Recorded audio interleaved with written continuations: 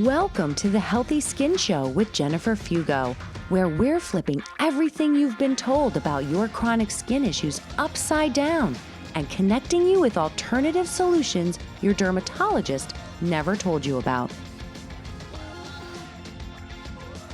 Welcome back to episode number 254 of the Healthy Skin Show. In today's episode, we're going to be talking about some really crucial information. Nutrient deficiencies specifically in little ones, so babies and young children. And this coincides not just in a general population, but those who struggle and are dealing with chronic skin rashes.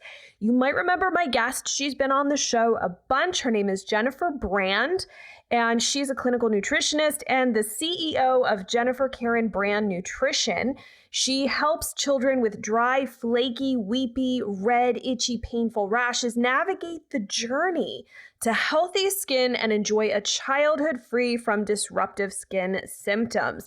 So instead of managing the symptoms in these little ones with more diet restrictions, environmental changes, and prescription creams, Jennifer uses functional testing and a detailed health history to uncover unique imbalances at the heart of the problem to provide a roadmap to restore balance so that your child can eat more foods and feel good in their skin, regain normalcy, and be a kid, which is so important. So let's dive in to today's conversation. Jennifer, I am so excited to have you back on the show. Thank you so much for joining us again.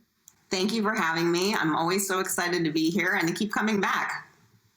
I know. Well, you always have interesting stuff to share, and it's nice because we're always doing research and sharing different information with each other, and so it's nice to be able to share that with everybody who listens to the Healthy Skin Show. So today we wanted to talk about kids. So this is really for moms and dads and grandparents and caretakers who are curious to understand how nutrients are implicated in skin issues and why it's really important to pay attention to nutrients in your little ones.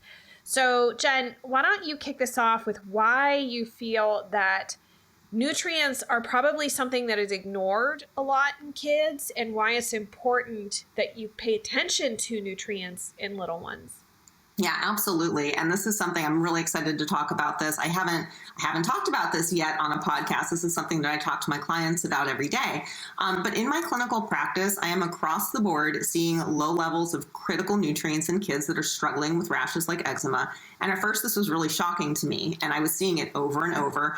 And I would think to myself, how could these little kids, they're little kids, right? How can they be so low in so many important nutrients and even lower in pretty much every case compared to some of the adults I've worked with in the past? And then I thought about it. So kids are little athletes. They're active, they're growing and developing, and then in my practice, they're struggling with rashes. So not only do kids need more nourishment pound for pound of body weight compared to adults because their bodies are already doing more, but when they're on a healing journey, they need even more. And so it takes a lot of fuel in the form of nourishment to build healthy skin in the first place, even more when it needs to heal. And I would say that the great majority of my clients, when they find me, aren't aware that nutrient imbalances can happen in children, that they can impact their child's rashes, and whether or not the skin can actually heal. And then, of course, when we're talking about rashes like eczema, a lot of these kids have been on elimination diets. A lot of these kids, and kids in general, are picky eaters. So, it's really sometimes, when you think about it, not as surprising that these kids could be low in so many of these critical nutrients. Well, and why do you think it is, aside from like the elimination diet thing, which we've talked about is even a problem in adults where the reduction in diet diversity causes a reduction in microbiome diversity, but it also restricts the amount of nutrients you have available. But why would that be? Like you were saying, there's specific nutrients as well. So like if you combine a picky eater with like say there's a mom and dad here who are just not sure what to do. Maybe they've worked with a doctor that recommended eliminating certain foods. Do you see a correlation between the types of foods that tend to be taken out versus the nutrients that might end up being low? I do. And so most of the ones that I want to talk about today are the micronutrients, which are vitamins and some minerals. But I think macronutrients also need to be discussed and deserve some honorable mention here. So I'll just go through them kind of quickly because I think we all know, what these things are. But like protein, fats, and carbs. Proteins are the building blocks for every structure in the body down to the cellular level. When we eat proteins, they're broken down into amino acids. Those amino acids are the structure of everything in the body. Fats, so healthy fats, really important for healthy skin, for cell membranes, including our skin cells. Most of our cell membranes are like heavily composed of lipids. Carbohydrates, so they get a really bad rap, right? Everybody's afraid of carbs. They're really important for providing energy so that the body can do what it needs to do and heal. And in particular, complex carbohydrates are really important for feeding our good gut bugs. They are prebiotic, and there's a very strong connection between the gut and skin health. So, sometimes people take out a group of macronutrients from the diet. And then when it comes to the micronutrients, the ones that I'm seeing low levels of are like vitamins A, C, E, alpha lipoic acid, CoQ10, glutathione, and plant-based antioxidants. Also, B vitamins are commonly low, and they're mineral imbalances and also high lipid peroxides. But the common thread that I see here with all of these micronutrient findings is that they can be linked to antioxidant status and oxidative stress. And so I'll talk about oxidative stress for a minute here because I think that's important to understanding why these nutrients are so important. Mm-hmm. And I think too, also defining what that is, because I don't think most people are going to know what oxidative stress even means. Like we know what stress means, but oxidative stress means like, what does that mean? It's a good question. So all of the cells in your body make free radicals, and this just happens normally during normal metabolic processes. And when antioxidant status is adequate, then those antioxidants can neutralize the free radicals. So in general, the body can maintain a balance between antioxidants and free radicals. But when this process starts to break down, so when there's an imbalance and when there's more free radicals than antioxidants, you get oxidative stress, which causes inflammation. And then inflammation is an underlying component of rashes, right? And skin conditions, and certainly of eczema. So when we what's happening here is that we're not seeing enough of these antioxidant nutrients, and we get a buildup of the oxidative stress that can trigger the inflammation that can trigger rashes like eczema. So essentially, it's like your nutrient supply that is necessary to help your body deal with these biochemical issues and all sorts of things that can happen from, whether it's gut bug imbalances and all sorts of things. You don't have the necessary tools to help your body actually deal with what's happening internally, in a sense. Yeah, exactly. So the fuel and that support is missing. And then, we can go back to why is that support missing? Kids, that you're burning through it. They're using more nutrients pound for pound of body weight. Often, these nutrients, they commonly come in fruits and vegetables. Kids can be picky eaters. In our society anyway, here in Western society, Western world, people don't eat as many vegetables as they should. So these nutrients are lacking, oxidative stress increases, that inflammation increases, and then it's a vicious cycle because when we are in that inflamed state, then that is also producing more oxidative stress. So it becomes a vicious cycle between the oxidative stress, and it's just making more, and it's just perpetuating that whole cycle. And there aren't enough of these important nutrients to help combat all of that inflammation that's happening. Is there something is there something parents can do, practically speaking? I mean, I do want to talk about testing and whatnot, but is this a word to the wise to parents to try to maybe get away from the quote unquote kid foods and the kid menus and try to have them eat a more varied diet, even if they, I mean, because that's the other problem. Like when you have a child who has rashes, the common thread is, oh, well, let's try and take out the thing that's causing the inflammation and making the rashes worse. And so a lot of times there's this weird hodgepodge of, at least I see this in adults. So you can comment if this is what you're seeing that parents do as well for their children. But like, they'll just start cutting things out. They're like, well, I had breakfast with blueberries and I've always eaten this one cereal or oatmeal or whatever. And so it must be the blueberries, and they cut out blueberries. And then something happens after lunch one day and they assume it was the lettuce. And before you know it, you have very limited amount of these really beautiful, colorful foods in the diet because, and then on top of it, if they're like a salicylate or a nightshade or this has lectins or whatever, there becomes this severe reduction of diet diversity, especially these plant foods that have these nutrients. Is that essentially what you also see in children as well? It's exactly what I see in children. And I would say on top of that, so yes, the foods become more and more restricted, but kids are also picky eaters, so they might not like those foods in the first place. So we are growing generations of people who don't like healthy foods and who avoid them and who are afraid of them. And again, these are super, super critical nutrients. But yes, absolutely. I see food after food after food taken out of the diet. And what happens is symptoms might improve for a short period of time and the symptoms come back and somebody takes another food out of the diet. So just like you mentioned, it becomes this really vicious cycle of taking pretty healthy foods out of the diet because, and I don't know if you see this with adults, but I see this with children. By the time most people have come to me, they've tried everything, and they've certainly tried, many different types of elimination diets. They're already on healthy, whole, real food diets. And, so that's where I have to ask people, it's like, well, it just doesn't make sense that if it was grown on this planet, why is your body reacting to it? It just doesn't make sense, and it shouldn't be happening that way. So, when people are already on a healthy, whole, real foods diet, and then they start removing those, that's where we get problems, and that's where we start missing these really critical nutrients.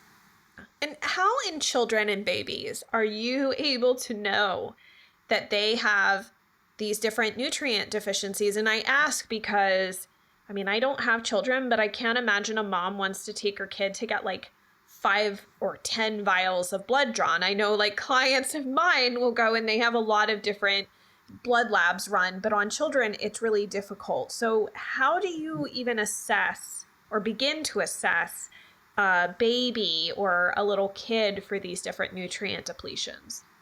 Yeah. So the testing that I've been using in my practice, and it's 2 years old and up, unfortunately. It's just a urine test, which is fantastic because blood sticks can be traumatic for anybody, certainly for little children.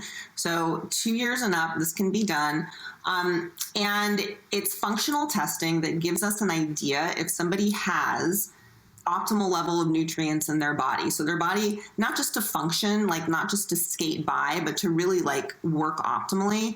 And so what this does is give us a picture of, because it's urine, so it's a shorter time frame of nutrient status, so it's about 48 hours. So it gives us a really good picture of somebody's diet over the course of like about 48 hours.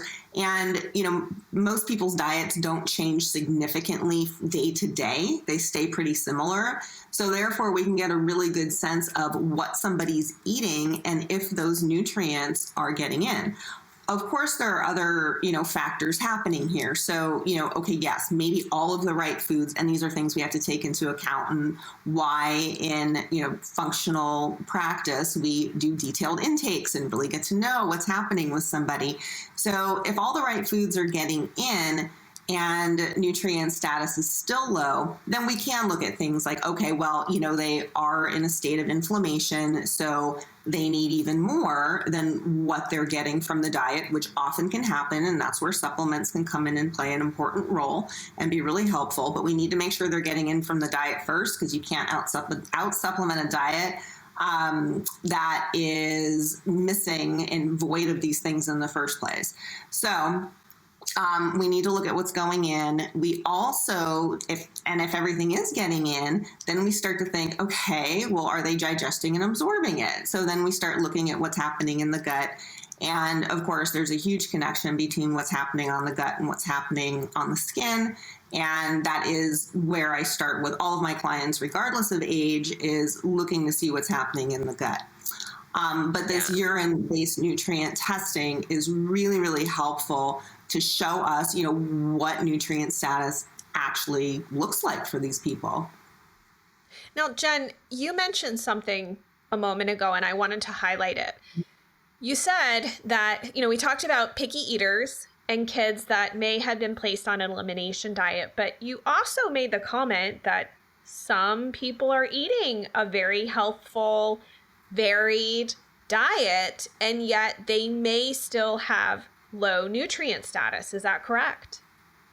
That's correct. And so I think that's an important point that moms and dads and other caregivers need to hear, because while I do see that in adults, I've worked with some people who are on like the most amazing organic, gluten-free, pasture raised, et cetera, diet.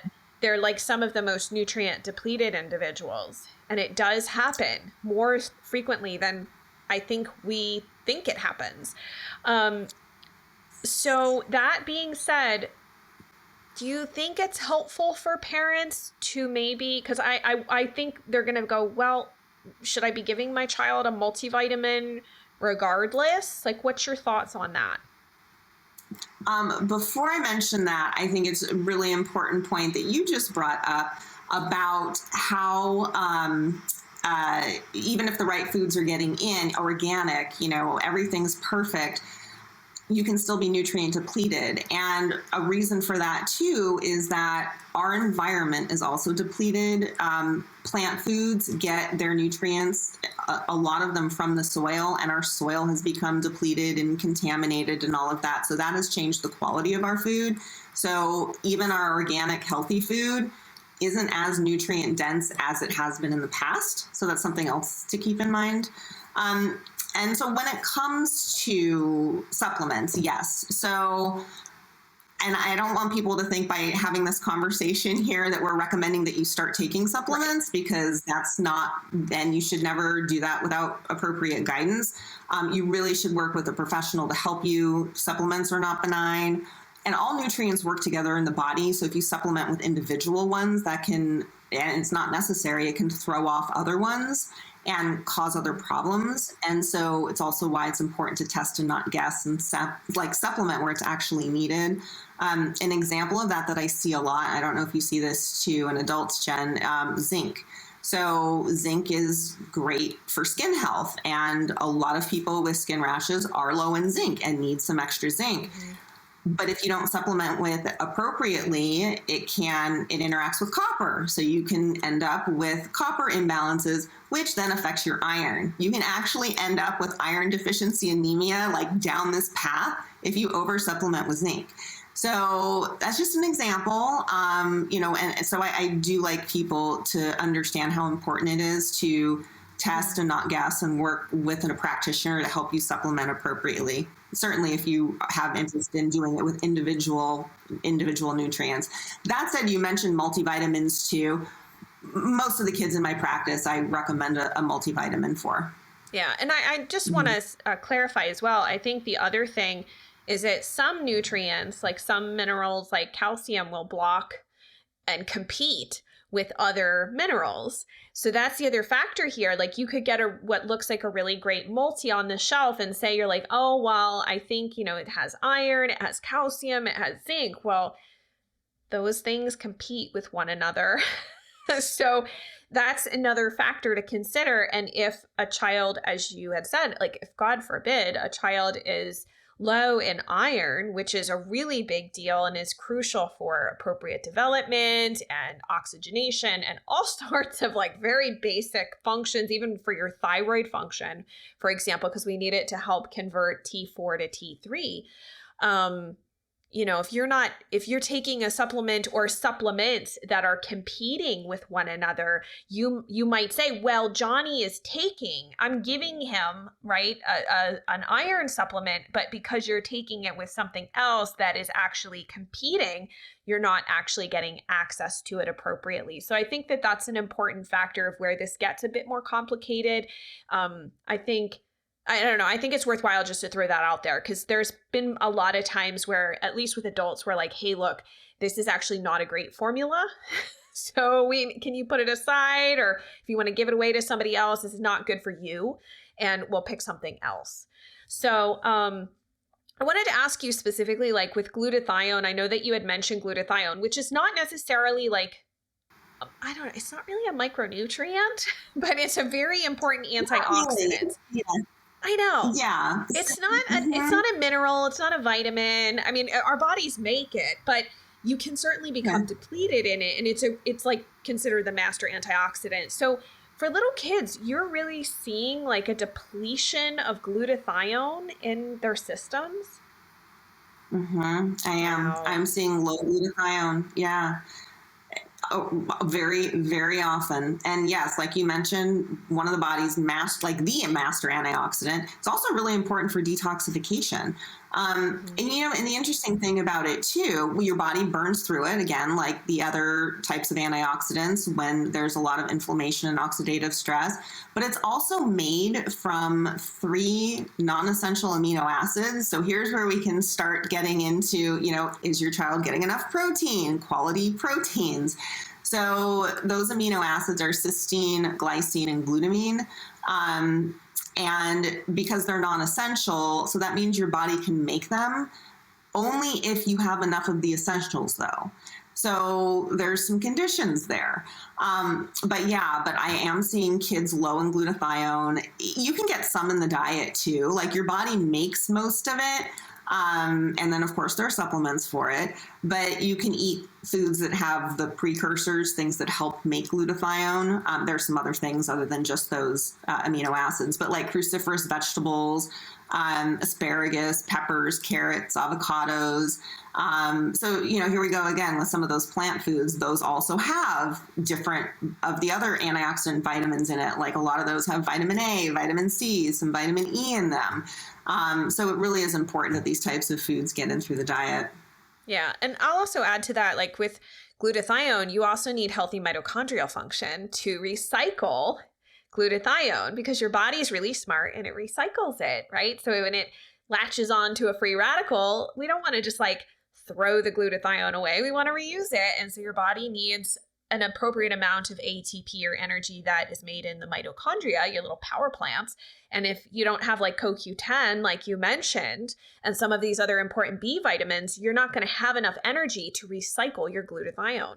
So again, this is why, like you're saying, it connects to other systems and they all impact one another.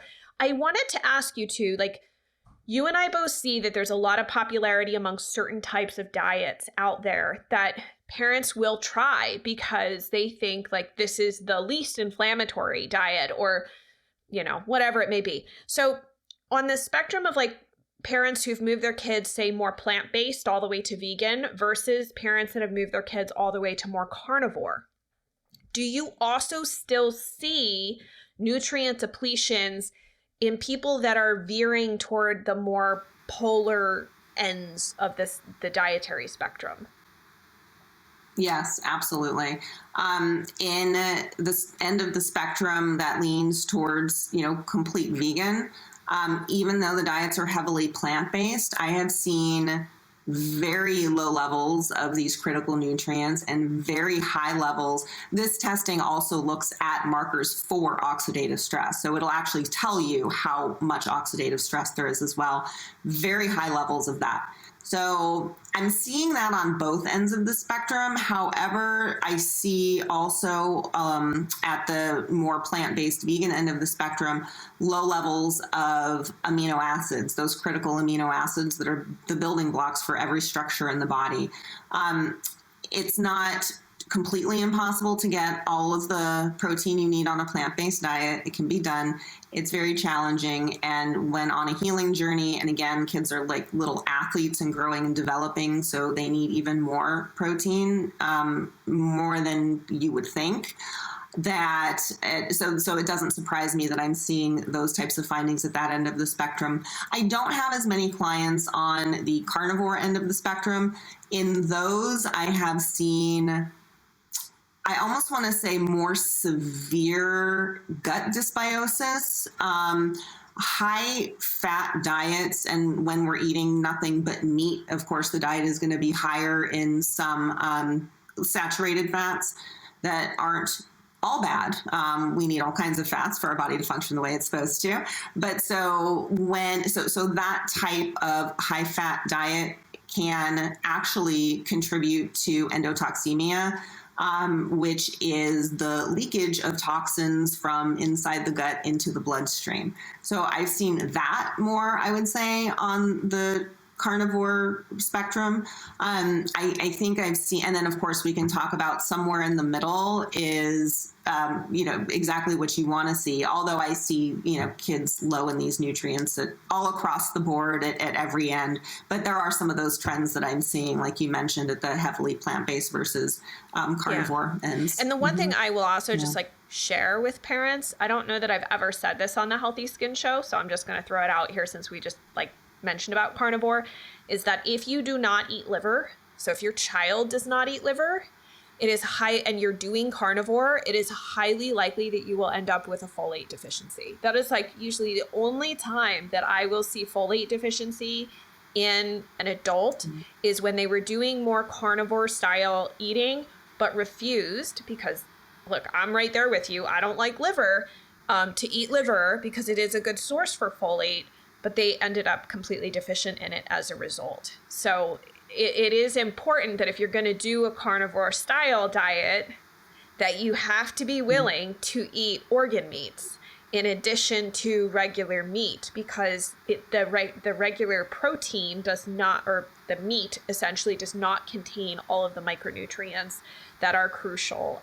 The organ meats do serve an incredibly important purpose in trying to round out. Well, they're very rich in vitamin A also, which is a critical nutrient that is low in kids. And it's the active form of vitamin A, which is really important for healthy skin and a healthy immune system. So, yeah. So, Jen, if parents are listening to this, and obviously we don't want to make anybody feel bad, we're not trying to shame anybody. And I'm sure too, I don't have children, so I can't personally attest to having to struggle with a child. I mean, I've seen my sister deal with her 2 kids at mealtime, but I'm not going to claim to be have some sage advice for parents of how to get their kids to eat a more varied diet. And so I don't want anyone to walk away from this feeling like they've failed as a parent or as a caregiver. But do you have any words of advice to parents if they're starting right here hearing this about the important and how crucial these types of nutrients are? What could they start doing now in the meantime, if they're not necessarily ready to get some more one-on-one type support?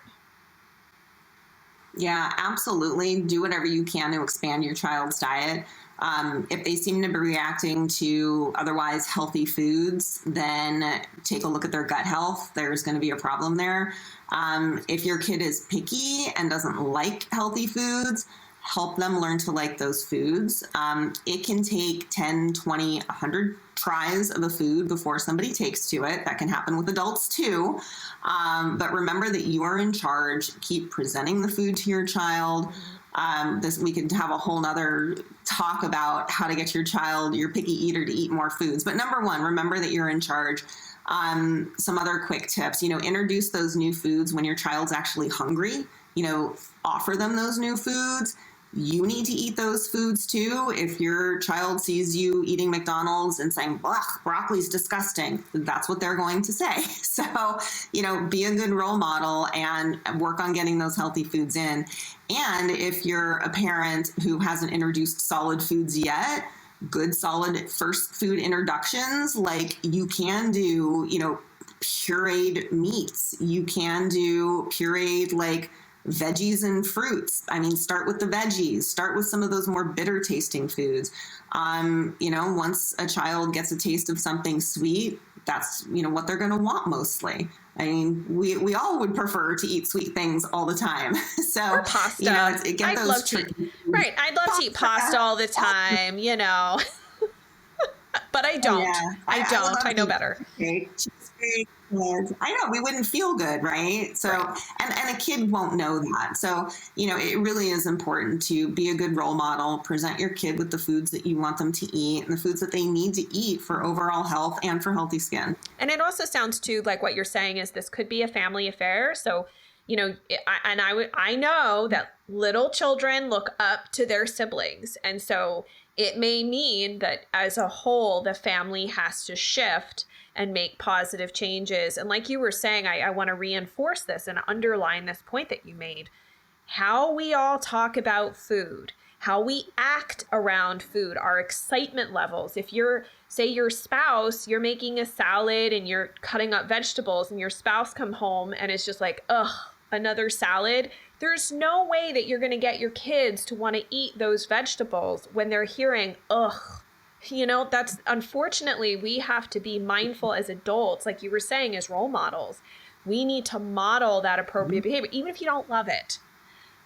Be positive, be encouraging. Be positive. Yeah. And you can always include your kid too in making the meals, have them help you. You don't want your toddler running around with a knife cutting things, but you know what I mean? Exactly. Give them a spoon, let them stir something, involve them in the process and make trying new foods fun, make the colors fun. Cut them up into fun shapes if you need to. Anything that you can do to make it fun and kind of interesting and like a game can go a long way as well. And I know too, part of the parents' concern is like they don't want their kid to be itching like crazy. And you actually have a free guide, Jen, I think that could be helpful because that's always the fear. Like, I don't want my child to itch. So I cut these foods out of the diet to try to help with itching. And you have a great guide called Tips to Ditch the Itch, correct? That parents could download? I do. Yeah. Yep. We'll provide that link. Yeah. Yeah, absolutely. The other thing to keep in mind too, I always tell parents too, like, of course, if there's a food that you can pinpoint is causing a reaction, okay, it makes sense to take it out of the diet. But if you're not sure, which tends to be the case most often, it's not the food. Even if a food seems to be triggering, still the food is not the root cause of the problem. There's another root cause happening that needs to be addressed because it's going to continue to happen. But yeah, I just if you can't tell or you aren't sure, don't take it out of the diet. Yeah. So that's the other thing with the itch. But yes, the tips to ditch the itch. So all kinds of suggestions in there, topical moisture, things to try at night, soothing baths, swimming with rashes. So hopefully, I think that's a good partner for this conversation because that's always the biggest fear. I think that's one of the driving reasons. It's like that we don't want to cause a flare, and you don't want your child up all night itching or itching so much that they're breaking their own skin open, which is not good and leaves them more vulnerable to like staph infections and whatnot. So. But I just want to thank you so much for coming back to the show, Jen. I'm going to make sure that your other episodes are in the show notes, and we'll also put a link to your free Tips to Ditch the Itch guide, as well as your website. So if any moms and caregivers out there are interested in some help and support on this journey, they can reach you directly. And thank you so much again for being here. Thank you for having me. As you guys know, Jennifer has been on the show a number of times before. If you want to check out her other episodes and the resources that she's sharing that go along with this particular interview, head on over to the podcast show notes. You can find them at skinterrupt.com/254. And if you have any questions or comments, leave them there. That way we can keep the conversation going. Take a moment to share this episode with moms, dads, caregivers out there who are looking for this kind of information, because nutrient issues are different in little ones compared to adults. So this is really highly specific to kids. And take a moment to rate and review the Healthy Skin Show. If you want to do this particular episode and share why you loved it, please do so. It does mean a lot to someone who is wanting to understand the value in not just this episode, but in the show itself. It does mean a lot to people out there looking for this type of information. And lastly, subscribe to the show. That way you never miss a weekly dose of really amazing tips, client stories, new research, and those strategies that we love to share here that help you rebuild healthy skin. Let's connect over on social media. I'm at Jennifer Fugo. Thank you so much for tuning in, and I look forward to seeing you in the next episode.